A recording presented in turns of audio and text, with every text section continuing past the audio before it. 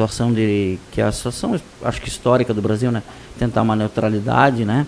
Mas ao mesmo tempo faz bons negócios com o BRICS, mas também não se anima a fechar o acordo para participar da nova Rota da Seda. Sim. Quer dizer, como é que tu vê o resto do continente americano aí nesse processo? Acho que a primeira coisa a gente tem que dar os parabéns para o Trump. Ele conseguiu fazer uma vitória eleitoral no Canadá, né? Ele tava, o Partido Conservador ia ganhar a eleição, estava praticamente certo, assim, as pesquisas de opinião não é que ele ia ganhar a eleição, ia ser uma lavada, né? A população canadense estava muito cansada do Partido Liberal, do Trudeau principalmente, e aí assim que o Trump assume, o Partido Liberal compra um pouco essa lógica de contrário a essa postura dos Estados Unidos, do Trump, uma postura muito combativa contra ele, e simplesmente o Partido Liberal venceu a eleição. Quer dizer, isso é impressionante, para a gente ver como as relações internacionais elas são feitas de elementos que não necessariamente estão dentro dos estados, né? É a reação a um outro país que faz isso.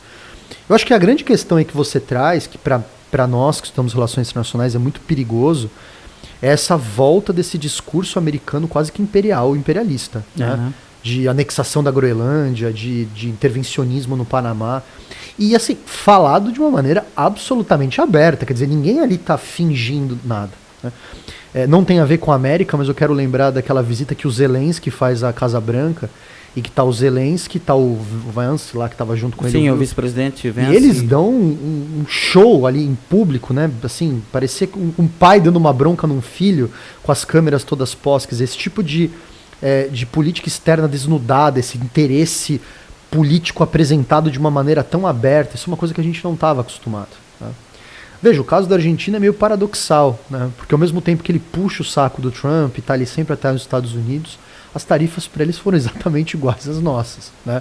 Então você vê que o interesse americano, claro, ele seguia por esses interesses ideológicos, vai receber provavelmente o Milley ali em Mar del Lago, aquela casa bonita que o Trump tem na Flórida, mas os interesses econômicos eles continuam sendo imperativos para esse tipo de discussão.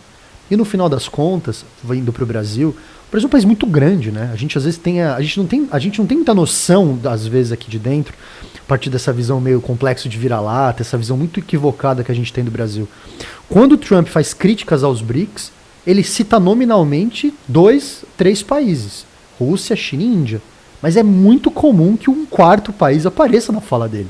Ele fala do Brasil. Sim. Né? Esses dias ele disse, inclusive, eu achei sensacional, que o Brasil teria ficado rico com tarifas cobradas contra os Estados Unidos. Né? Eu fiquei pensando, né? Ficamos ricos? Essa é a primeira pergunta.